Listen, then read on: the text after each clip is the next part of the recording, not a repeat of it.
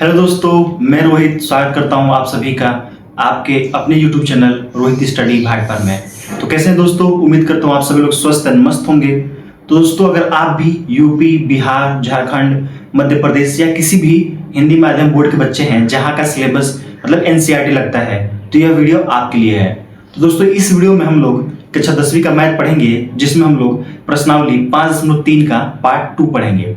Part 2 इसलिए क्योंकि इसके पिछले वीडियो में हम लोगों ने पार्ट 1 को पढ़ा था, जिसमें हम लोगों ने प्रश्न संख्या 1 से लेकर प्रश्न संख्या 9 तक के जितने सारे क्वेश्चन हैं उन सभी को वहां पे हल करा था। इस वीडियो में हम लोग पार्ट 2 को पढ़ेंगे, जिसमें हम लोग प्रश्न संख्या 10 से लेकर प्रश्न संख्या 20 तक के जितने सारे क्वेश्चन उन सभी को सॉल्व करेंगे।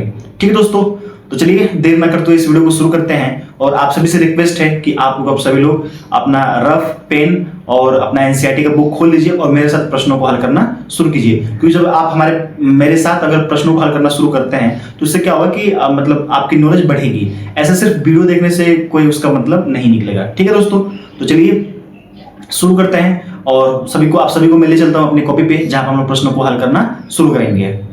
तो दोस्तों, हम लोग आ चुके हैं अपनी कॉपी पे, जहां पे हम लोग प्रश्नावली 5.3 का पार्ट 2 पढ़ेंगे। इसके पिछले वीडियो में हम लोगों ने पार्ट 1 पढ़ा था, जिसमें हम लोगों ने प्रश्न संख्या 1 से लेकर प्रश्न संख्या 9 तक के जितने सारे क्वेश्चन हैं उन सभी क्वेश्चन को हमने उसमें हल किया था। ठीक है दोस्तों, तो चलिए पार्ट 2 को शुरू करते हैं, जिसमें हम लोग प्रश्न संख्या 10 से लेके और जितने सारे क्वेश्चन हैं यानी कि प्रश्न संख्या 20 तक, वो सारे क्वेश्चन को हम लोग क्या करेंगे इस वीडियो में कंप्लीट करेंगे। तो यहाँ पर क्वेश्चन नंबर 10 दिया है कि दिखाइए कि A1 A2 ऐसा करते हुए AN से एक AP बनती है यदि AN नीचे दिए गए अनुसार परिभाषित है। यानी कि AN इक्वल टू दिया है 3 + 4N, तो क्या यह एक AP बनाती है? तो इसको क्या करना है, वो क्या करना है, परिभाषित करना है। और साथ ही प्रत्येक स्थिति में प्रथम 15 पदों का योग ज्ञात करना है। ठीक है, तो पहले तो हमें ये परिभाषित करना है कि ये समांतर श्रेणी है कि नहीं है। उसके बाद अगर है तो क्या करना है, हमें 15 पदों तक का योग ज्ञात करना है। ठीक है दोस्तों, तो चलिए इस क्वेश्चन को हल करना शुरू करते हैं।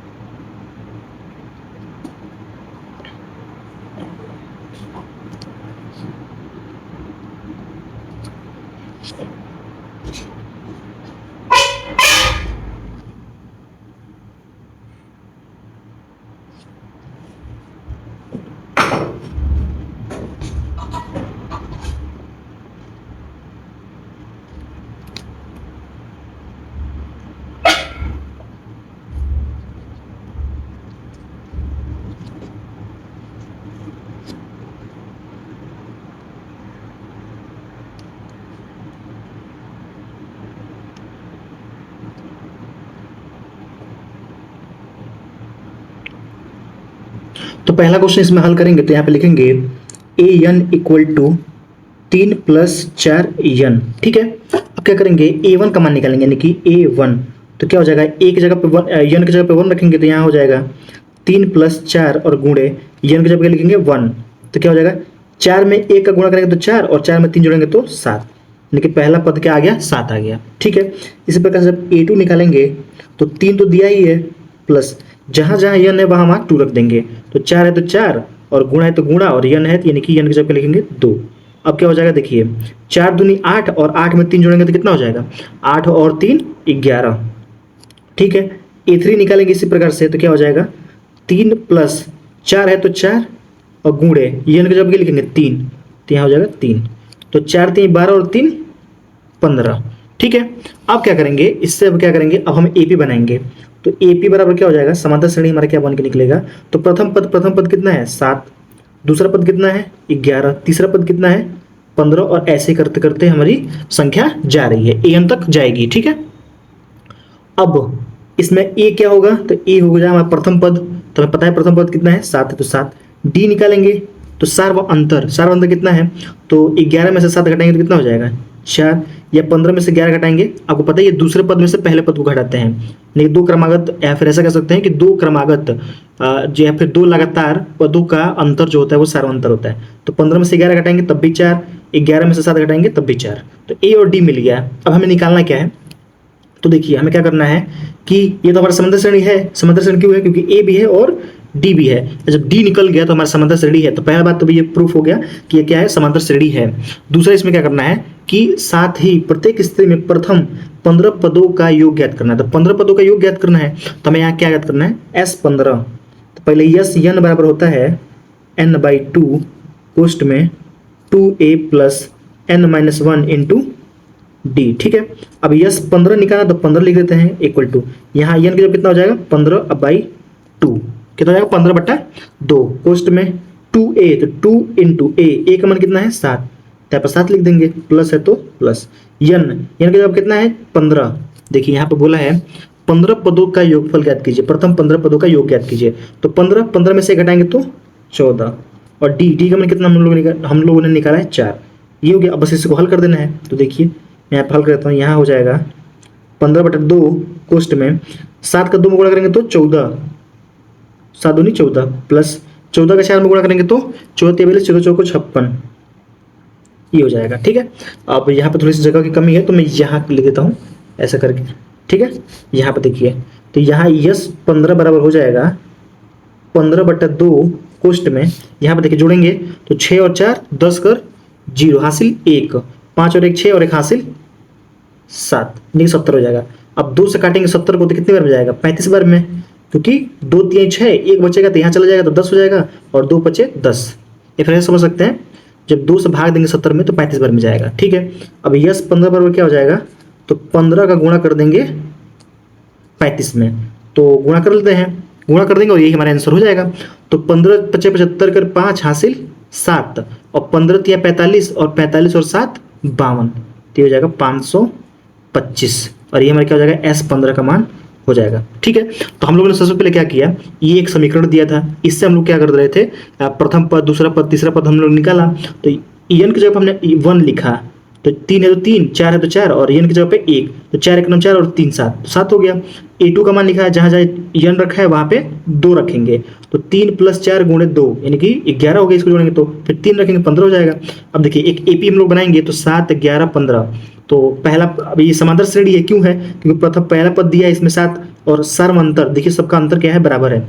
7 में 4 जोड़ेंगे तो 11, 11 में 4 जोड़ेंगे तो 15, 15 में 4 जोड़ेंगे तो 19। इस तरीके से एक श्रेणी बन रही है, तो ये समांतर श्रेणी है। तो A का मान निकल गया, D का मान निकल गया, हमें क्या निकाला था S15, तो S15 का हम लोग मान निकाल दिए यहाँ से हम लोग ने क्या किया, S15 का मान निकाल दिया, और ये हमारा कितना निकल गया 525। ठीक है, इसी प्रकार से क्वेश्चन नंबर इसमें दूसरा भी इसी प्रकार से हम लोग क्या करना है, दूसरा क्वेश्चन भी इसी प्रकार से हम लोग हल करेंगे। तो यहाँ पे मैं लिख लेता हूँ दूसरा क्वेश्चन। ठीक है, अब देखिए यहाँ पर समीकरण दिया है AN = 9 - 5n। अब n की जगह पहले 1 रखेंगे, फिर 2 रखेंगे, फिर 3 रखेंगे, और एक समांतर श्रेणी बनाएंगे। तो A1 निकाल लेते हैं, तो 9 है तो 9, -5 है तो 5, और n की जगह पे क्या लिखेंगे 1, तो कितना हो जाएगा, देखिए 5 का नाम 5, 9 में से 5 घटाएंगे तो 4। A2 निकालेंगे इसी तरीके से, तो हो जाएगा 9 - 5 और गुणे 2, तो 5 दूनी 10, और 10 में से 9 घटाएंगे तो -1।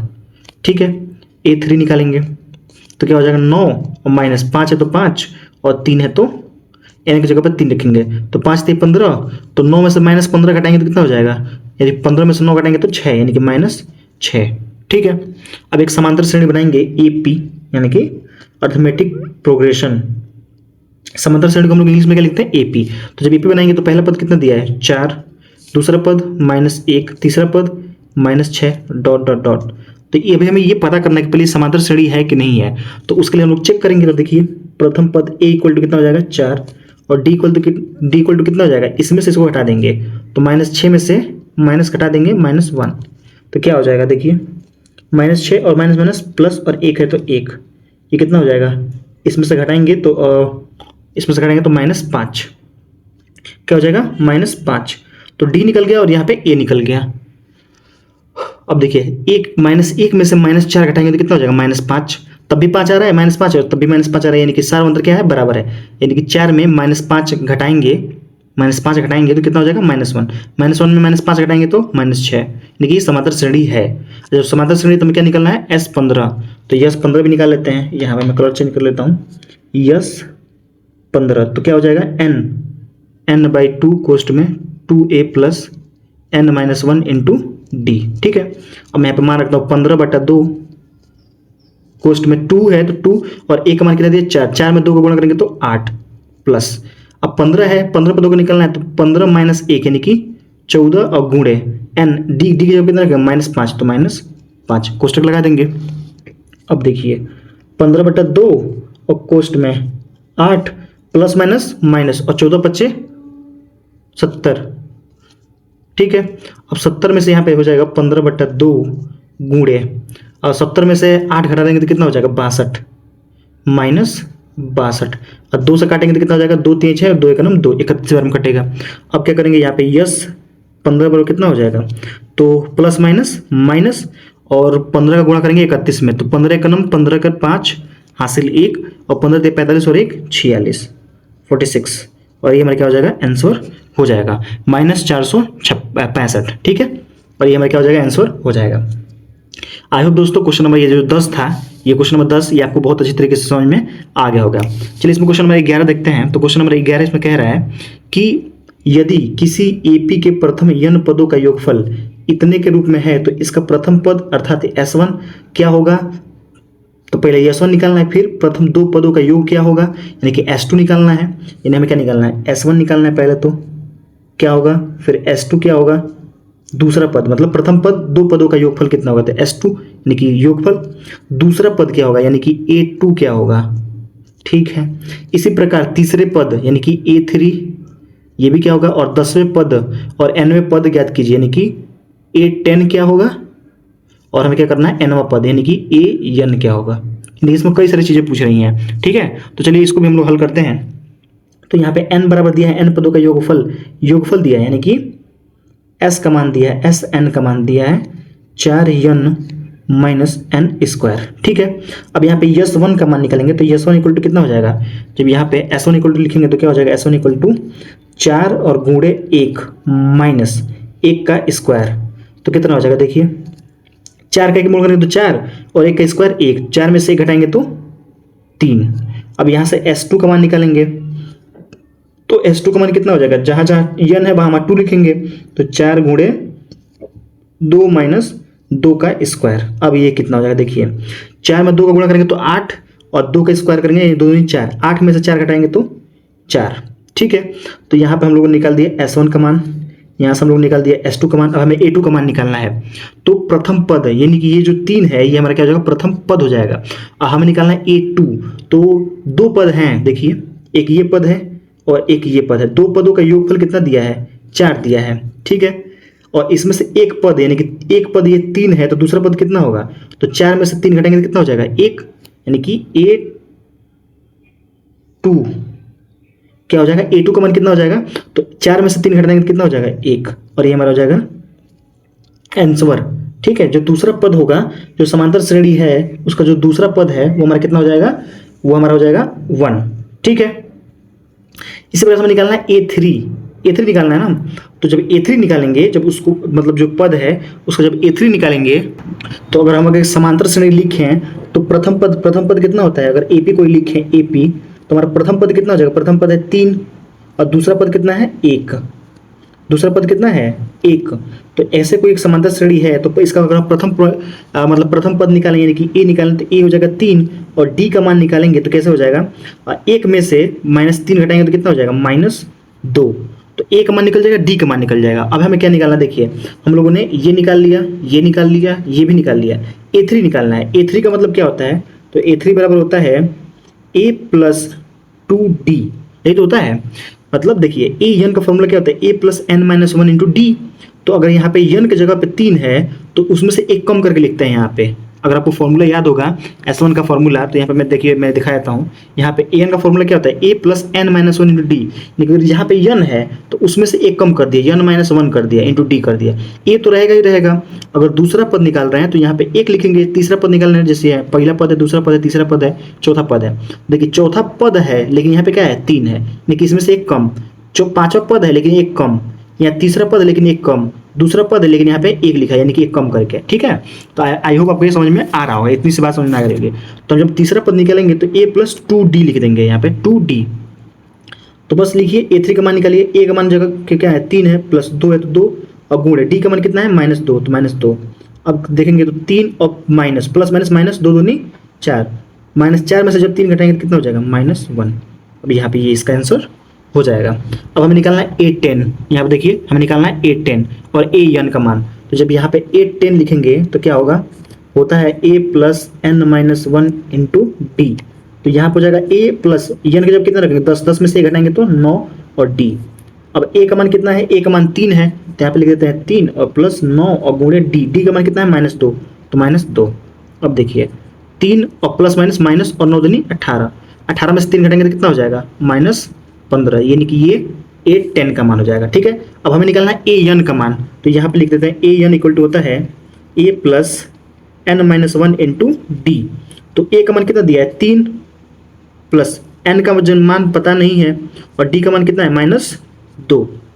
जब इसको हल करेंगे तो ये हो जाएगा 3 और प्लस माइनस माइनस और n में 2 का गुणा करेंगे तो 2n और माइनस और माइनस प्लस 2 का 1 में गुणा करेंगे तो 2, 3 और 2 5, यानी कि ये हो जाएगा 5 माइनस 2n और ये हमारा an का मान हो जाएगा।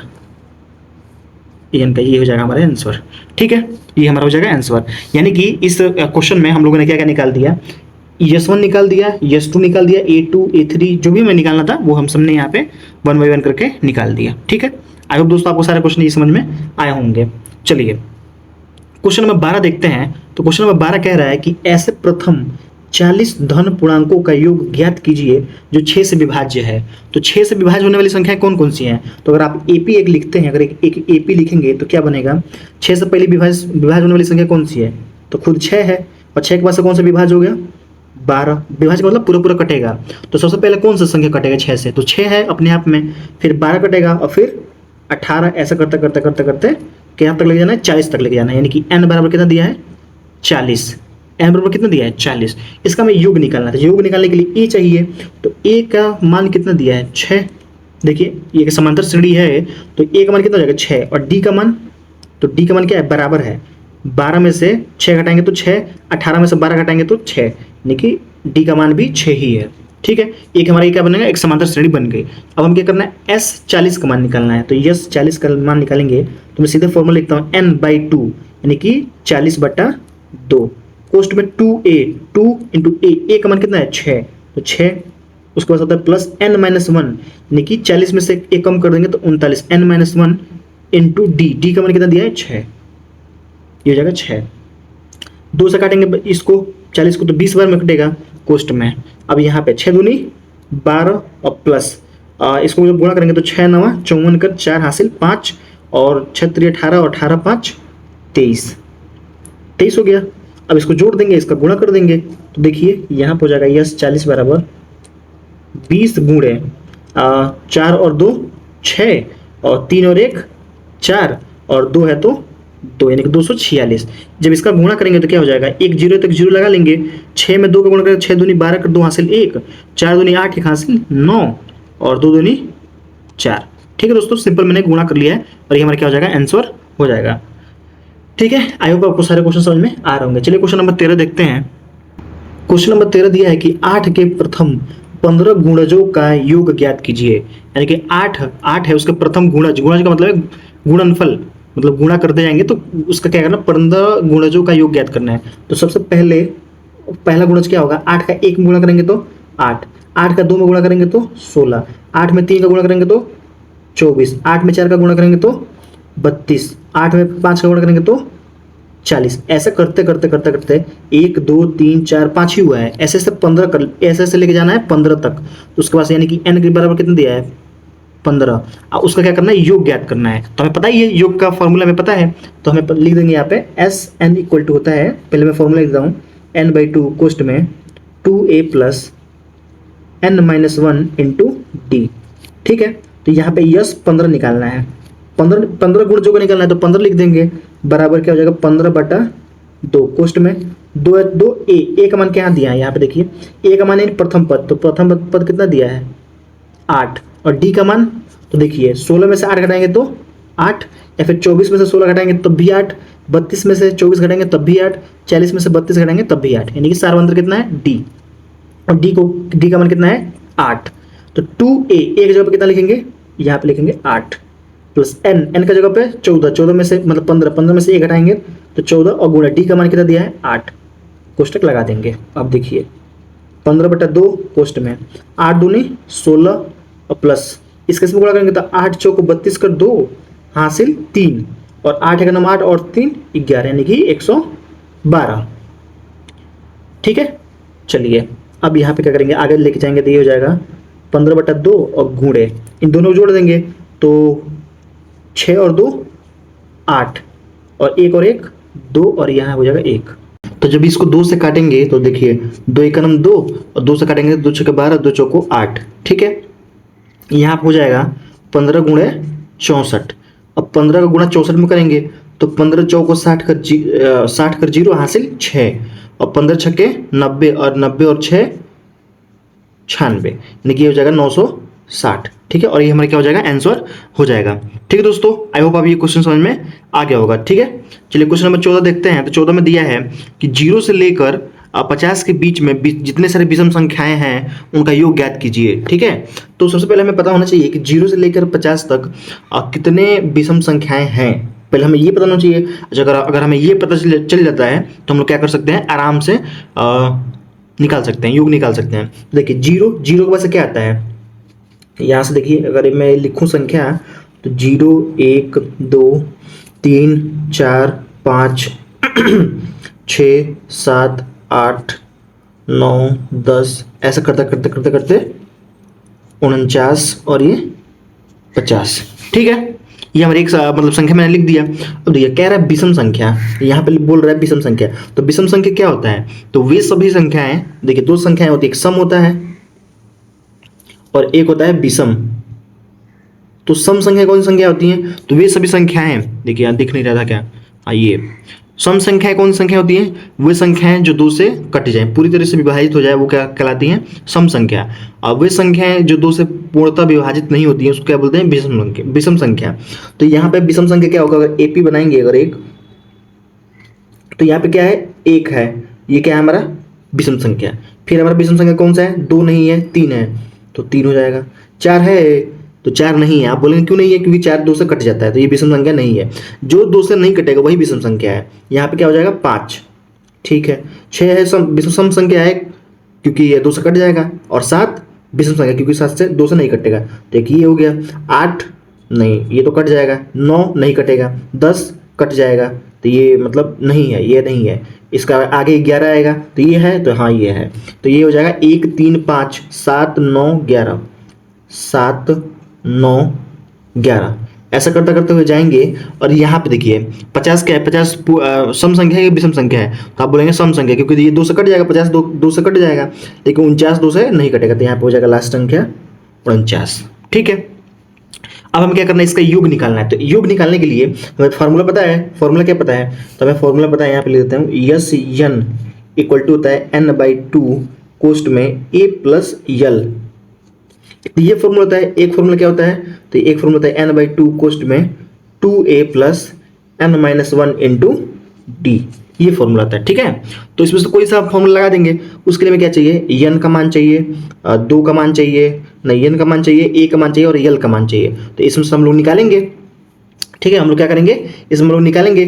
तो n निकालने के लिए यहाँ से देखिए हम लोग क्या करेंगे, a का मान निकालेंगे। तो a बराबर क्या हो जाएगा, देखिए मैं पेन चेंज कर लेता हूँ, a, तो a बराबर क्या हो जाएगा, तो a बराबर हो जाएगा 1, क्योंकि पहली प्रथम संख्या d यानी कि सार्व अंतर कितना है, दोनों का अंदर बीच में अंतर कितना है, तो 7 में से 5 घटाएंगे तो 2, 5 में से 3 घटाएंगे तो 2, 3 में से 1 घटाएंगे तो 2, 9 में से 7 घटाएंगे तब भी 2, 11 में से 9 घटाएंगे तब भी 2, लेकिन जो सार्व अंतर वो कितना है, 2 है, तो यहाँ पे मैं सीधे लिखता हूँ 2।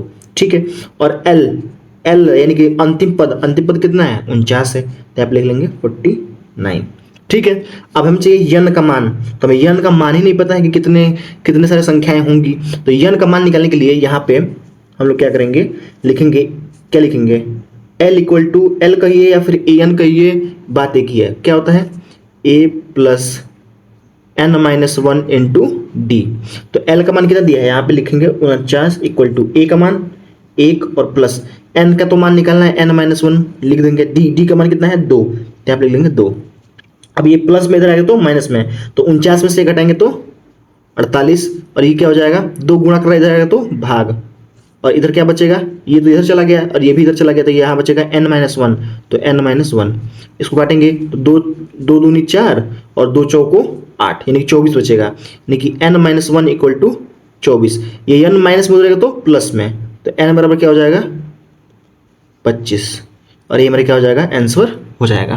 ठीक है दोस्तों, तो यहाँ से हमें n का भी मान निकल गया, कितना निकल गया है 25, तो आप लिख लेंगे 25, देखिए 25 ऐसी संख्याएं होंगी जो 0 से लेकर 50 के बीच में विषम संख्याएं होंगी। ठीक है, अब जब इसको हल करेंगे तो इस फॉर्मूले में रखेंगे, इस वाले फॉर्मूले में, तो क्या हो जाएगा यस 25 बराबर हो जाएगा 25/2 कोष्ट में ए का मान कितना दिया है 1 और प्लस एल का मान कितना दिया है 49, तब ले लेंगे 49, बस हो गया। अब देखिए 25/2 गुणे 49 और 1 50, इससे काटेंगे तो कितनी बार में जाएगा 25 बार में। अब 25 का 25 में गुणा करेंगे तो कितना होगा, 25 का स्क्वायर आपको पता होगा, 25 का होता है 25 का स्क्वायर होता है 625, 25 का इसमें गुणा करें तो कितना आएगा 625, और ये हमारे क्या हो जाएगा आंसर हो जाएगा। ठीक है दोस्तों, आई होप आपको ये क्वेश्चन समझ में आया होगा। देखिए सबसे पहले पहले क्या किया कि 0 से लेकर 50 के बीच में कितनी विषम संख्या है उसको लिखा, तो यहाँ पे संख्याएं लिख दिया हमने यहाँ से, फिर इसमें विषम संख्या छाटा, तो जैसे 1 है ये विषम संख्या 2 से नहीं कटेगा, 2 है ये कट जाएगा तो ये नहीं होगा, 3 है विषम संख्या इसको लिख दिया, ऐसे विषम संख्या लिख दिया। अब इसमें n का नंबर यानी कितनी विषम संख्याएं होंगी उसको निकालने के लिए हमने ये फॉर्मूला लगाया, n का मान निकल गया, यहाँ से हमें a का मान निकल गया, d का मान निकल गया, l का मान अंतिम पद और n का मान निकल गया, बस हमने सिंपल ये वाला फॉर्मूला रख दिया और ये हमारा आंसर निकल गया। योग निकालना था तो योग हमने निकाल दिया। ठीक है, दैट्स इट। चलिए क्वेश्चन नंबर 15 दिया है कि निर्माण कार्य से संबंधित किसी ठेके में एक निश्चित तिथि के बाद कार्य को विलंब से पूरा करने के लिए जुर्माना लगाने का प्रावधान इस प्रकार है कि पहले दिन के लिए 200 रुपये, दूसरे दिन के लिए 250 रुपये, तीसरे दिन के लिए 300 रुपये इत्यादि, अर्थात प्रत्येक उत्तरोत्तर दिन का जुर्माना अपने से ठीक पहले दिन के 50 रुपये अधिक है। एक ठेकेदार को जुर्माने के रूप में कितनी राशि अदा करनी पड़ेगी यदि वह इस कार्य में 30 दिन का विलंब कर देता है तो।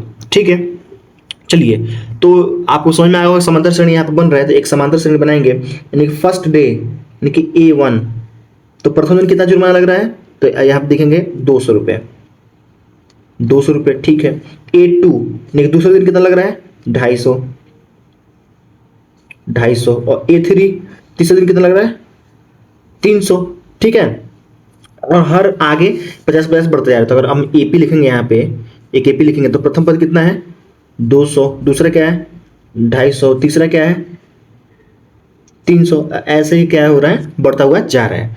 ठीक है, अब क्या करेंगे इसमें, देखिए अब इसमें निकालेंगे A का मान कितना होगा यानी प्रथम पद यानी कि 200, D निकालेंगे तो क्या हो जाएगा 250 में से 200 घटाएंगे तो कितना हो जाएगा, 250 में से 200 घटाएंगे तो कितना हो जाएगा 50। ठीक है, और N, तो यन दिया है यहाँ पे 30 दिन का विलंब हो जाए, तो ये यन का मान है कितने दिन, एक दिन, 2 दिन, 4 दिन, 5 दिन, 10 दिन का निकालना है, योग जी की 15 दिन का निकालना है, तो ये बोला 30 दिन लेट कर दिया है तो 30 दिन का। ठीक है, आपको बात समझ में आ रही है। देखिए पहला पद दिया है ये, दूसरा पद दिया है ये, तीसरा पद दिया है ये, तो ये हो गया।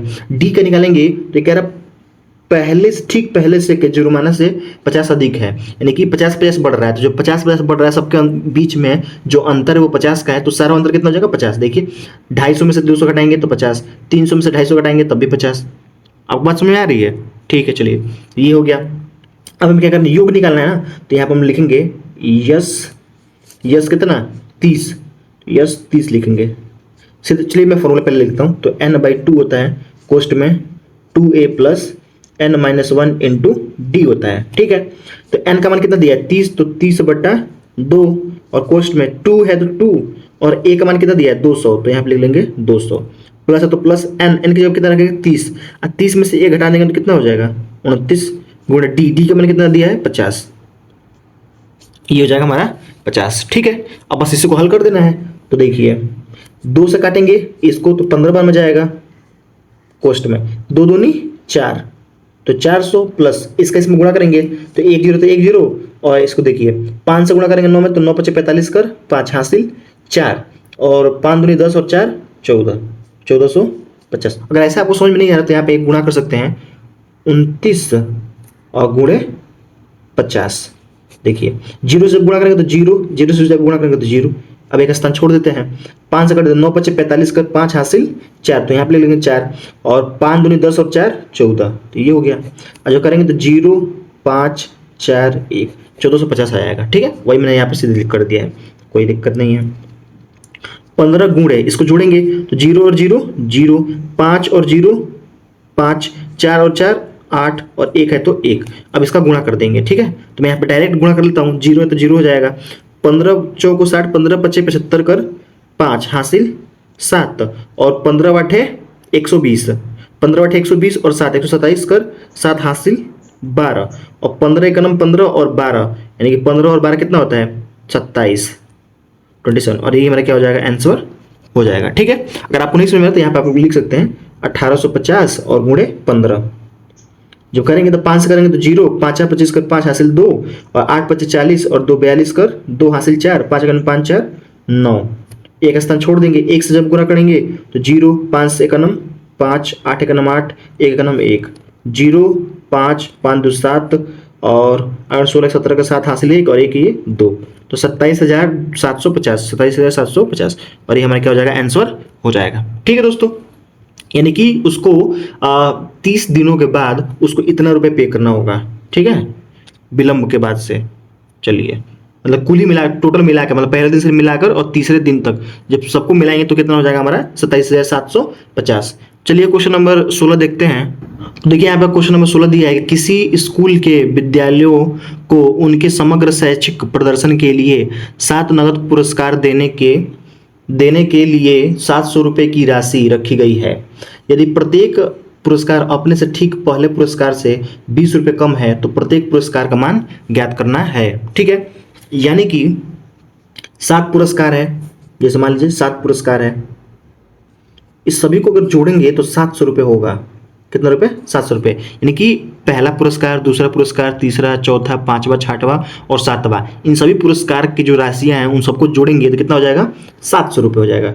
और कह रहा है कि जो मतलब जो पहली राशि है, मतलब जो दूसरी राशि है, उस पहली राशि है वो दूसरी राशि से 20 रुपये कम है, यानी कि 20-20 रुपये कम होते हुए जा रहा है। ठीक है, तो क्या हो जाएगा, यानी कि देखिए यहाँ पे लिखा है प्रत्येक पुरस्कार अपने से ठीक पहले पुरस्कार से 20 रुपये कम है। तो जब 20 रुपये कम है तो ये हमारा क्या है सार्व अंतर है। कितना है सार्व अंतर, और ये भी माइनस में है क्योंकि घटता हो जा रहा है, तो क्या हो जाएगा हमारा ये माइनस हो जाएगा। यानी कि देखिए ए का मान नहीं पता है हमें, एस का मान है, S7 का मान पता है कितना है, यानी कि योग 7 पुरस्कारों का योग कितना है 700, तो 700 हो गया। यन का मान कितना दिया है 7 और डी का मान कितना दिया है -20, क्योंकि घटता जा रहा है। क्या हो रहा है घटता जा रहा है, तो हमें क्या करना है पहला पुरस्कार क्या होगा, दूसरा क्या होगा, तीसरा क्या होगा, ये हमें निकालना है। तो सबसे पहले हमें अगर ए पता चल जाए तो हम लोग क्या कर सकते हैं, सबको हम लोग निकाल सकते हैं 1 by 1 करके। तो चलिए हम लोग यहाँ पे लिखेंगे यस एन इक्वल टू यार n/2 कोष्ट में 2a + n-1 इंटू डी। ठीक है, अब क्या करेंगे, यहाँ पे यस 7 है तो यन के क्या लिखेंगे 7/2 कोष्ट में 2 है तो 2 और a है तो a प्लस n का जब क्या लिखेंगे 7, 7 में से 1 घटाएंगे तो 6 इंटू डी का मान कितना है -20। ठीक है, यहाँ पे हो जाएगा। और यहाँ पे देखिए ये कितना दिया है, यस एन का मान कितना दिया है 700, तो यहाँ पे लिख देंगे 700।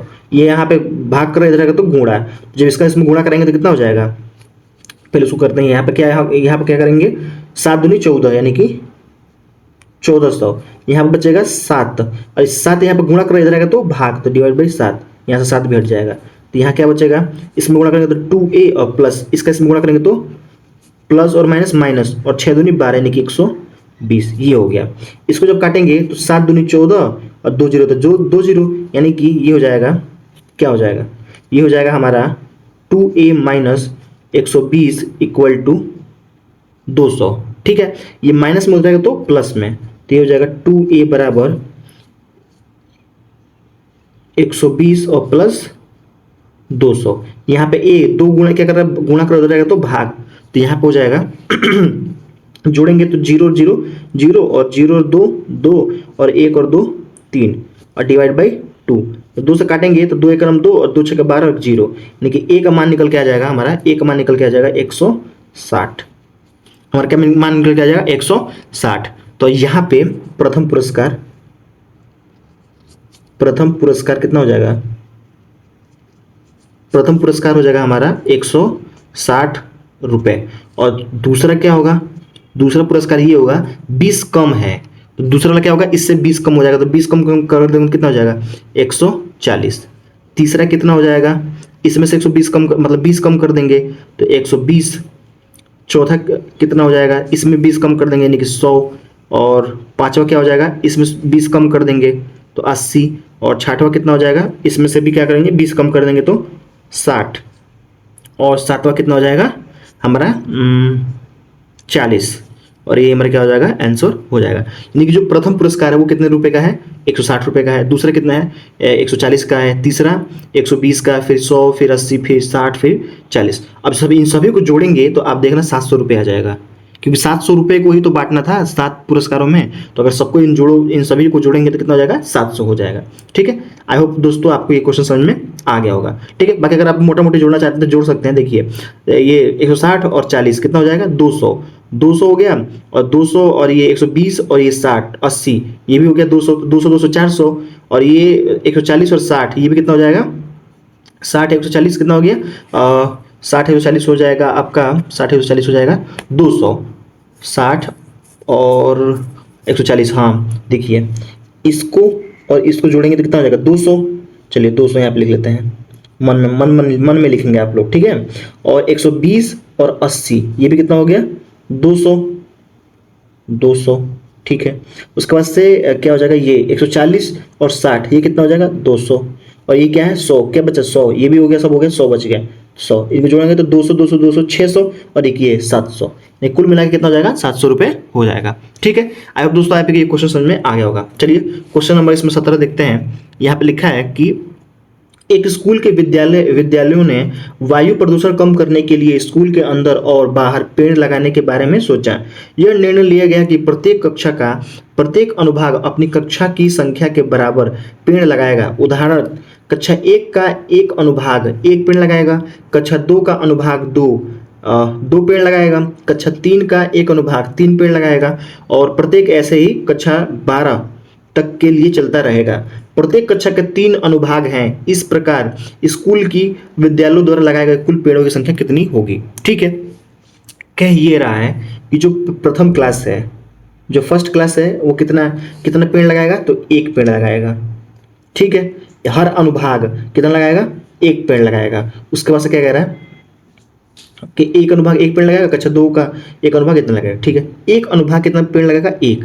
लेकिन उसके बाद से दूसरे वाले में कितने पेड़ लगाएगा भाई? 2। तीसरे वाले में कितना लगाएगा? 3। ठीक है, और ऐसे जाते जाएंगे तो यहाँ पे डॉट डॉट डॉट करते हुए अगर 12 वाले में जाते हैं तो कितना लगाएगा? 12 पेड़ लगाएगा। लेकिन शर्त ये है कि सभी अनुभागों में 3 अनुभाग है। यहाँ पर सबसे मेजर बात यहाँ पे है कि चलता रहेगा, प्रत्येक कक्षा के 3 अनुभाग हैं। प्रत्येक कक्षा के 3 अनुभाग है। और ये बहुत इंपॉर्टेंट लाइन है कि देखिए हर कक्षा मतलब अगर 1 में पढ़ता है तो 1 पेड़ लगाएगा, 2 में पढ़ रहा है तो 2 पेड़ लगाएगा, 3 में पढ़ रहा है तो 3 पेड़ लगाएगा। तो ये पेड़ लगा रहा है, 12 में पढ़ रहा है तो 12 पेड़ लगाएगा। ठीक है, कोई दिक्कत नहीं, यहाँ तक कोई दिक्कत नहीं है। लेकिन कह रहा है कि पहला क्लास में भी 3 अनुभाग है, यानी कि 3 पार्ट है। दूसरे वाले में भी 3 पार्ट है, तीसरे वाले में भी 3 पार्ट है। जब 3 पार्ट है तो अगर मान लीजिए क्लास 1 है, इसमें का प्रत्येक बच्चा 1 पेड़ लगाएगा। देखिए 3 भागों में बटा है, फर्स्ट, सेकंड और थर्ड। तो ये भी 1 पेड़ लगाएगा, ये भी 1 पेड़ लगाएगा, ये भी 1 पेड़ लगाएगा। तो कितना पेड़ हो गया टोटल? तो क्लास 1 के द्वारा कितना पेड़ लगाया जाएगा? कितना हो जाएगा? 3। ठीक है, यानी कि हम लोग क्या करेंगे, इसमें 3 से गुणा कर देंगे, इसमें भी 3 से, क्योंकि ये भी 3 है, इसमें भी 3 है, इसमें भी 3 है और इसमें भी 3 है। जब गुणा करेंगे तो क्या हो जाएगा? ये हो जाएगा, पहले क्लास में कितना लगेगा? 3 पेड़, दूसरे क्लास में 6 पेड़, तीसरे में 9 पेड़ और 12वें पेड़ में 36। मतलब 12वें कक्षा वाली संख्या वाली मतलब जो 12th वाले हैं कितना लगाएंगे? 36। तो अगर जब हम यहाँ पे अगर AP लिखते हैं तो क्या बन जाएगा? प्रथम पद कितना हो जाएगा? 3, दूसरा 6, फिर 9, ऐसा करते करते जाएंगे 36। ठीक है, तो कुल कितने पेड़ हो जाएंगे? कुल कितने पेड़ यानी कि योग निकालना है। तो जब योग निकालना है तो इसमें पहले हम लोग A का मान चाहिए। तो देखिए A का मान कितना दिया है? प्रथम पद 3। D का मान कितना दिया है? 9 में से 6 घटाएंगे तो 3, 6 में से 3 घटाएंगे तो 3, यानी 3 का अंतर है। तो A का मान निकल गया, D का मान निकल गया, L का मान चाहिए। तो L का मान कितना है? लास्ट पद यानी कि 36। तो बस अब हो गया। और n का मान चाहिए। अब देखिए हमें क्या चाहिए, n का मान। तो n कितना है, तो 1 2 3 ऐसा करते करते हम कितने जाएगा 12 तक। तो n का भी मान हमें पता ही है कितना है, 12 है, क्योंकि 12 क्लास है तो 12 n हो गया, इसमें कोई दिक्कत की बात नहीं है। अब चलिए यहाँ पे लगाएंगे s, n का मान तो क्या होगा n/2 कोष्ट में a प्लस l, शॉर्टकट वाला फॉर्मूला लगाएंगे। ठीक है, n की जगह क्या लिखेंगे 12, तो यस 12 इक्वल टू क्या जाएगा 12/2 कोष्ट में a का मान कितना दिया है 3 और l का मान कितना दिया है 36 हो गया। अब देखिए 2 से काटेंगे तो ये 6 हो जाएगा और फिर गुणा 36 में 3 जोड़ेंगे तो 39, एक 6 और 3 9 और 3 है तो 3। अब इसका गुणा कर लेंगे, जब इसका गुणा करेंगे तो क्या हो जाएगा, जब इसका गुणा करेंगे तो ये हो जाएगा कि 6 9 54 का 4 हासिल 5, 36 18, 18 और 5 23, तो ये हो जाएगा हमारा 234 पेड़ कुल मिलाकर लगेंगे। तो कुल विद्यार्थियों द्वारा 234 पेड़ लगाए जाएंगे। और ये मेरा क्या हो जाएगा, आंसर हो जाएगा। ठीक है दोस्तों, आई होप दोस्तों ये क्वेश्चन नंबर 17 समझ में आपको अब बहुत अच्छी तरीके से समझ में आ गया होगा। चलिए क्वेश्चन नंबर 18 देखते हैं। तो दिया है कि केंद्र ए से प्रारंभ करते हुए बारी बारी से केंद्र ए और बी को लेते हुए त्रिज्या 0.5 सेंटीमीटर, 1 सेंटीमीटर, 1.5 सेंटीमीटर, 2 सेंटीमीटर वाले उत्तरोत्तर अर्धवृत्तों को खींचकर एक सर्पिला बनाया गया है, जैसा कि आकृति 5.4 में दर्शाया गया है। 13 यहाँ पर बोला है 13 क्रमागत अर्धवृत्तों से बना इस सर्पिल की कुल लंबाई क्या होगी, यानी कुल लंबाई क्या होगी। देखिए आपको पता है कि एक वृत्त बन रहा है, तो वृत्त बन रहा है तो वृत्त की लंबाई क्या होती है, वृत्त की लंबाई कहिए या लंबाई, इसी को हम लोग क्या बोलते हैं, परिधि बोलते हैं। क्या बोलते हैं, परिधि, लंबाई यानी परिधि। यानी कि जो वृत्त है इसके जो बना है तो इसका जो बाहर का परिधि है वो क्या है या फिर लंबाई क्या है, तो हमारा क्या होता है 2πr होता है। ठीक है, 2πr होता है।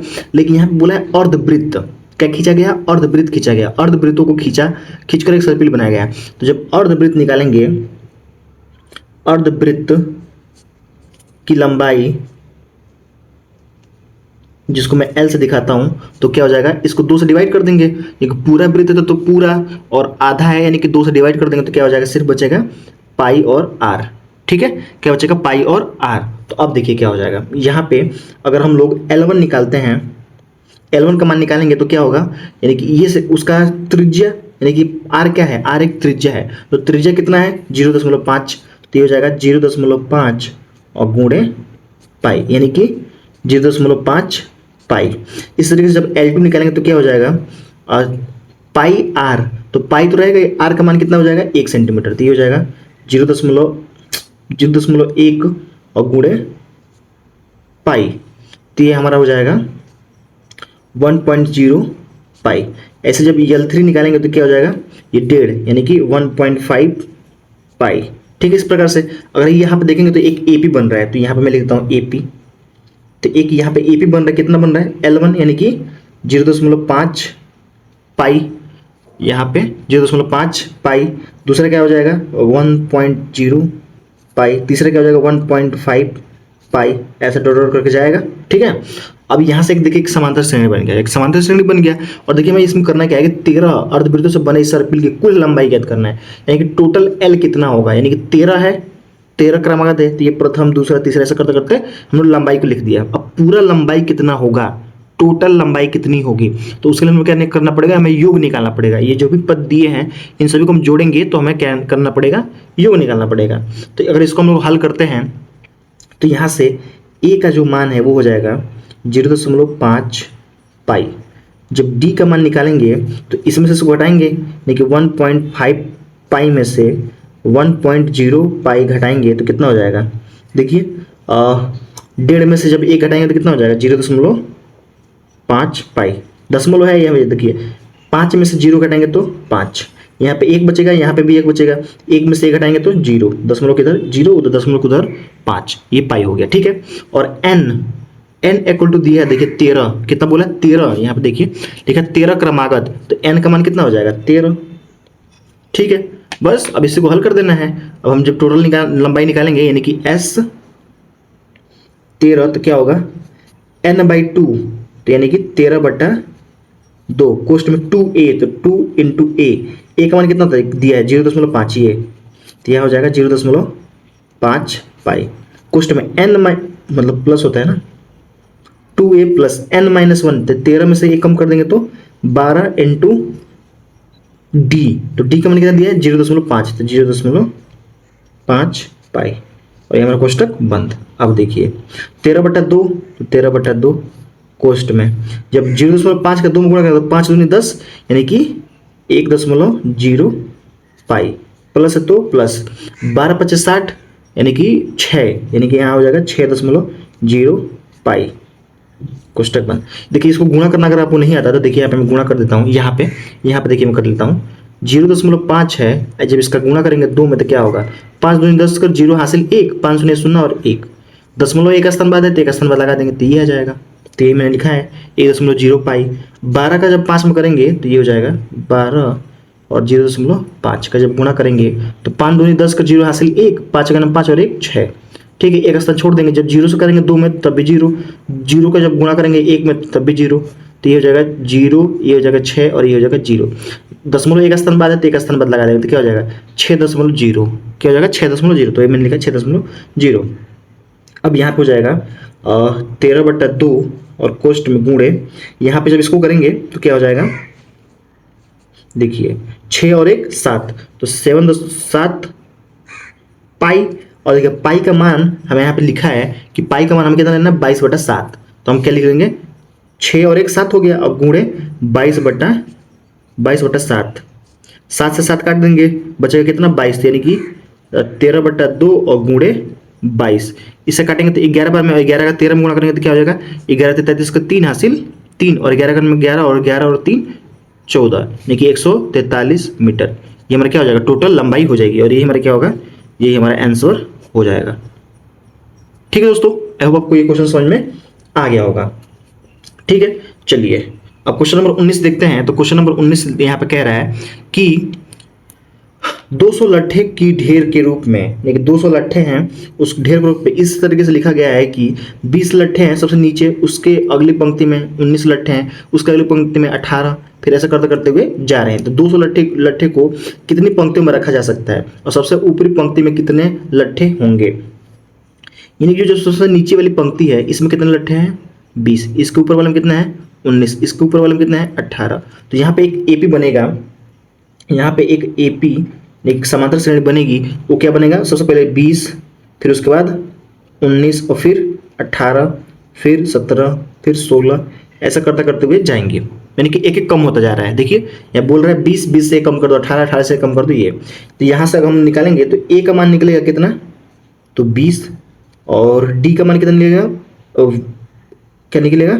-1। देखिए 19 में से जब 20 घटाएंगे तो कितना हो जाएगा -1। ठीक है, और यहाँ पे एसएन दिया है 200, यानी टोटल लट्ठे कितने हैं 200। तो यहाँ से हम लोग निकालेंगे, जब फॉर्मूला लगाएंगे तो यस एन बराबर होता है n/2 कोष्ट में 2a + n-1 इंटू डी। ठीक है, तो एस एन का मान कितना दिया 200, यानी टोटल लट्ठे 200 हैं, n का मान हमें नहीं पता है, गुणे 2, और 2a तो 2 इंटू ए का मान कितना दिया है 20 + n-1 इंटू डी का मान कितना दिया -1। ठीक है, डी का मान दिया -1, इसका इसमें गुणा करेंगे तो क्या हो जाएगा, ये 400, कितना हो जाएगा 400 = n कोष्ट में इसका गुणा करेंगे तो 40, और प्लस इसका इसमें गुणा करेंगे तो इसके इसमें गुणा करेंगे तो प्लस माइनस प्लस, और एक का नाम 1, आइए प्लस माइनस माइनस, और n का गुणा करेंगे 1 में तो -1 n। ठीक है, ये हो जाएगा 400 और n कोष्ट में 40 और 1 41 -n। ठीक है, जब इन दोनों का गुणा करेंगे तो क्या हो जाएगा, जब इन दोनों का गुणा करेंगे तो ये हो जाएगा 400 बराबर, इसका गुणा करेंगे तो 41 n plus minus minus n का n में गुणा करेंगे तो n²। ठीक है, इन सबको इधर लेके आएंगे तो क्या हो जाएगा, ये हो जाएगा n² माइनस 41 n, ये माइनस में दे रहा है तो प्लस में, ये प्लस में दे रहा है माइनस में, और ये तो पहले से है ही तो प्लस 400। इधर क्या बचेगा, जब सब इधर चला गया तो इधर 0 बचेगा, तो इक्वल टू 0। अब देखिए एक द्विघात समीकरण बन गया। क्या बन गया?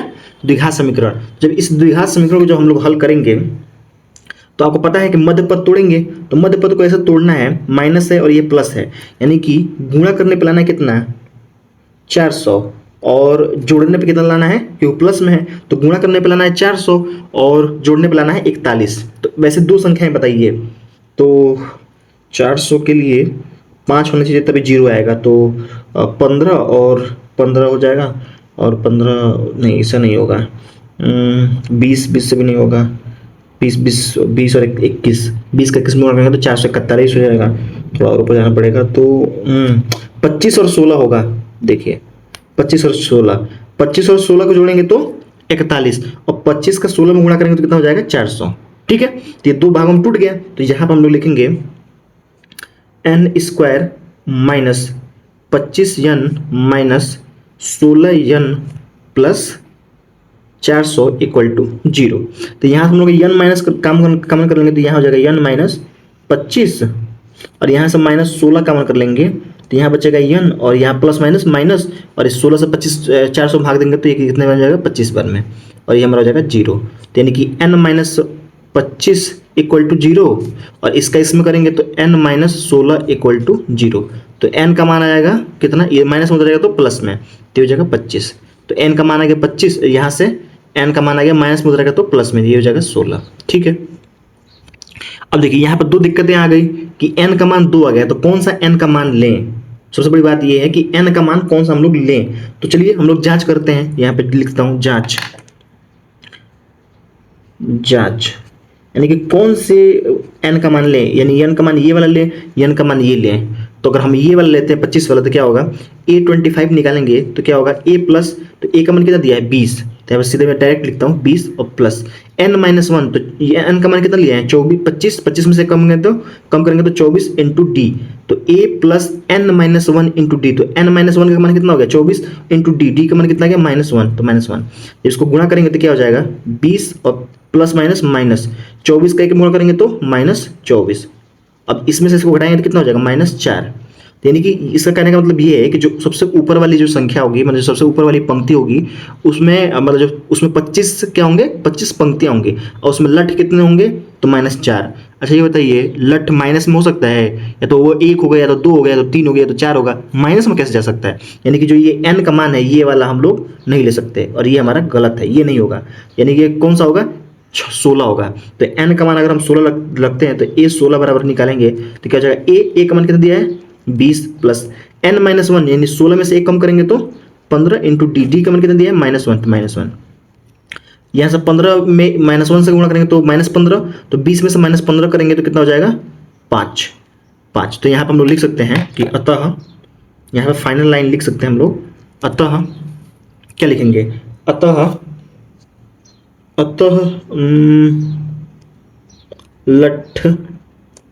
लट्ठे 16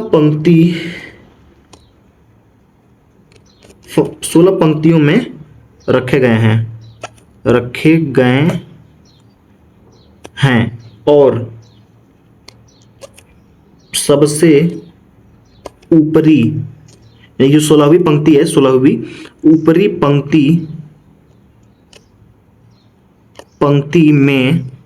पंक्ति में 5 लट्ठे हैं, और ये हमारा क्या हो जाएगा, आंसर हो जाएगा, यानी कि 5 लट्ठे रखे गए हैं। ठीक है, नेक्स्ट जो सबसे ऊपरी पंक्ति है उसमें कितने लट्ठे हैं, 5 लट्ठे हैं। चलिए इसी प्रकार से क्वेश्चन नंबर 20 को देखते हैं। तो ये कह रहा है कि एक आलू दौड़ में प्रारंभिक स्थान पर एक बाल्टी रखी हुई है जो पहले आलू से 5 मीटर की दूरी पर है तथा अन्य आलुओं को एक सीधी रेखा में परस्पर 3 मीटर की दूरी पर रखा गया है। इस प्रकार रेखा पर 10 आलू रखे गए हैं। चित्र संख्या इसमें देखिए कोई लड़की है, यहाँ पे आलू रखा गया है, यहाँ से दौड़ के जाती है, इस आलू को उठाती है और जाके इसमें डालती है, फिर एक आलू उठाती है, फिर इसमें जाकर डालती है, फिर एक आलू उठाती है, फिर इसमें जाकर डालती है, यानी कि जाती है और फिर आलू उठाती है, फिर इसमें डालती है। ये वाला काम कर रही है। प्रत्येक प्रतियोगी बाल्टी से चलकर प्रारंभ करती हैं, निकटतम आलू को उठाती हैं, उसे लेकर वापस आकर दौड़कर बाल्टी में डालती हैं। दूसरा आलू उठाने के लिए वापस दौड़ती हैं, उसे उठाकर वापस बाल्टी में डालती हैं और वह ऐसा तब तक करते रहते हैं जब तक कि सभी आलू बाल्टी में ना आ जाए। इसमें प्रतियोगी को कुल कितनी दूरी दौड़नी पड़ी? संकेत: पहले और दूसरे आलू को उठाकर बाल्टी में डालने तक दौड़ की गई दूरी 2 गुणे 5 प्लस इतना है। ठीक है, यानी किसका कहने का मतलब ये है, चलिए जो कह रहा है वो तो मैं आपको समझाऊंगा ही। देखिए कहने का मतलब इसका ये है कि अगर जैसे यहाँ से लड़की है, यहाँ से जाती है, ऐसे देखिए यहाँ से जाएगी और ये वाला आलू उठाएगी, तो उठाने में कितना दूरी तय करेगी? कुछ दूरी तय करेगी, फिर यहाँ से उठाकर फिर इसी में वापस आएगी, यानी कि जितना गई है और फिर इतना आई है, यानी कि आने जाने में ये क्या कर रही है कि प्रत्येक आलू उठाने में डबल दूरी तय कर रही है। एक तो जा रही है, फिर आलू उठाने के बाद फिर से आ रही है, तो दूरी कितना हो गया? डबल हो गया ना, जाना और फिर आना, यानी कि ये डबल दूरी तय कर रही है। तो देखिए मैं यहाँ पे लिखता हूँ, इसको हम लोग सॉल्व करना शुरू करते हैं। तो चलिए यहाँ पे मैं हल लिख देता हूँ, और जब इसको हल करेंगे तो क्या हो जाएगा, हम लिखेंगे सबसे इंपॉर्टेंट लाइन,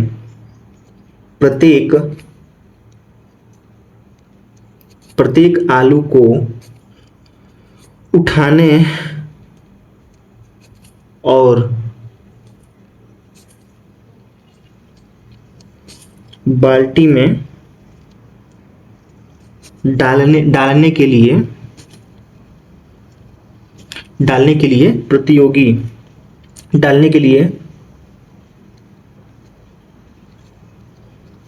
प्रतियोगी को 2 गुना दूरी तय करना पड़ेगा। और 2 गुना दूरी कैसे हो रहा है, तो यहाँ पे लिख लेंगे हम लोग जाने व आने में, कोष्ट में, यानी कि हम लोग याद रखें जाने आने में। लेकिन डबल दूरी कैसे हो रही है, वो डबल दूरी कैसे तय कर रही है, तो जाने में और आने में, ठीक है, तय करनी पड़ती है। ठीक है, तय करनी पड़ती है। तो यह क्या करेंगे, जब पहला आलू उठाएगी, यहाँ पे लिखेंगे पहली आलू के लिए दूरी, कितना दूरी तय करेगी, यानी कि उसको उठा के डालने में के लिए दूरी पहले आलू के लिए जो दूरी होगी वो कितना होगा, तो हमारा हो जाएगा 2 गुणे 5 = 10 मीटर। अब देखिए ये क्या होगा, देखिए यहाँ पे ये बोल रहा है, जिससे हम लोग जब क्वेश्चन पढ़ेंगे तो इसमें सीधे लिखा गया है कि 5 मीटर की दूरी पर रखा गया है। जो प्रत्येक आलू है वो कितने मीटर की दूरी पर रखा गया है, 5, और 2 आलूओं के बीच में, यानी कि 2 आलू है, ये प्रत्येक 5 मीटर की दूरी पे है, और 2 आलूओं के बीच में जो दूरी है ये कितना है, 3 मीटर है। इसके बीच में कितना दूरी है, 3 मीटर। इन दोनों के बीच में कितना है, 3 मीटर। इन दोनों के बीच में कितना है, 3 मीटर। और यहाँ से वहां तक जाने में कितना लग रहा है, 5। तो जब 5 आने में लग रहा है तो जाने में कितना होगा, इसका डबल कर देंगे, 5 गुणे 10 2 हो जाएगा। जब यहाँ पर दूसरा निकालेंगे, दूसरी आलू के लिए दूरी, तो क्या होगा, 2 से तो गुणा करेंगे क्योंकि आने में और जाने में, और आने जाने में कितना लग रहा है, तो 5 तो जा ही रहा है, यहाँ से यहाँ तक तो 5 है। अब प्लस जब दूसरा उठाएगा तो 3 और बढ़ जाएगा, यानी कि 5 + 3, तो क्या हो जाएगा, 5 3 8, 8 में जब 2 को गुणा करेंगे तो 16 मीटर। इसी प्रकार से जब तीसरा करेंगे, तीसरी आलू को के लिए जब दूरी निकालेंगे तो क्या होगा, 2 से तो गुणा करेंगे। 2 से क्यों गुणा कर रहे हैं ये आपको पता चल गया होगा, क्योंकि आने जाने में वो डबल दूरी तय कर रही है, तो 2 से गुणा कर देंगे कोष्ट में। 5 मीटर तो जाएगी ही जाएगी, और 3 मीटर भी जाएगी, क्योंकि दूसरी यहाँ से देखिए तो 5 मीटर है, यहाँ से ये 5 मीटर है, तो यहाँ तक आ गई। दूसरी आलू तो उठा ली 3 मीटर, तो 5 और 3 8, तो 5 और 3 हो गया 8 हो गया। अब तो जब तीसरा का आलू उठाएगी तो 3 मीटर और जाएगी, तो 5 और 3 13, मतलब 11। 5 3 8, 8 और 3 11, 11 में 2 का गुणा करेंगे तो 11 दूनी 22 मीटर। ठीक है, अब यहाँ से अगर एक एपी बनाएंगे, अगर एपी बनाते हैं एक एपी, तो क्या बनेगा, 10 मीटर, 16 मीटर, 22 मीटर, और डॉट डॉट करके ये जाएगी संख्या। ठीक है, अब यहाँ पे जो हम लोग लिखेंगे तो ए का मान कितना हो जाएगा, ए का मान हो जाएगा 10, एन का मान कितना हो जाएगा, तो 16 में से जब 10 घटाएंगे तो 6 बचेगा, सॉरी एन नहीं डी, सार्वंतर 22 में से 16 घटाएंगे तो 6, और n का मान कितना दिया है, तो n का मान दिया है 10।